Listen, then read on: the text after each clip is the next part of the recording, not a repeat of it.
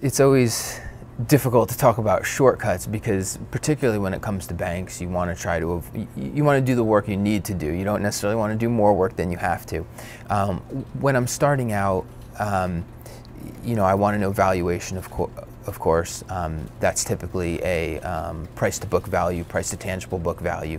In terms of the quality and performance of the bank, in other businesses, return on equity is often used as a benchmark. You can use that with banks. I think typically return on assets is an even better measure for banks.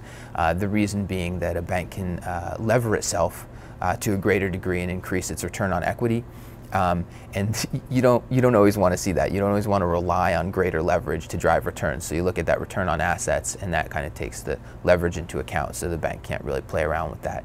I like to know who's managing the bank. I look for conservative managers. You obviously want somebody that's going to grow the business, but you also don't want somebody that's going to put it at risk. So on a basic view, on a shortcut kind of basis to get an idea of a bank that you might want to research a little bit more, those are some things that you could start out looking at. US Bancorp, I think, is really well managed. It's had great returns for its investors over time. I think it's a very impressive operation overall. The drawback is that it's not a particularly secret. One thing with banks is that they're very numbers-driven businesses. So when a bank is performing well, it tends to be pretty obvious to investors. I mean, like I said, you see that return on assets, you see that return on equity, you see low default ratios on its balance sheet, on its loans.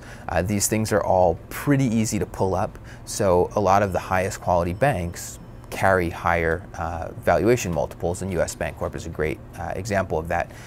Wells Fargo, also a really well-run bank.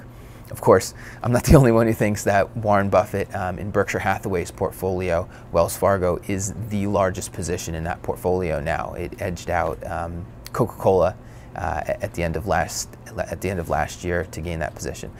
So that's a really well-run bank. And again, when we talk about the big four banks, Citigroup, Bank of America, Wells Fargo, and JP Morgan, Wells Fargo has the highest valuation. So again, it's not necessarily ignored. However, what I will say is that investors don't want to overly focus on the valuation, because I actually looked back at the performance of all the banking stocks over the past 10 years, and valuation was one of the weaker predictors of banking performance. So while in general you want to pay a fair price, again, going back to Warren Buffett, he always wants to pay a fair price for something. You want to pay a fair price for it.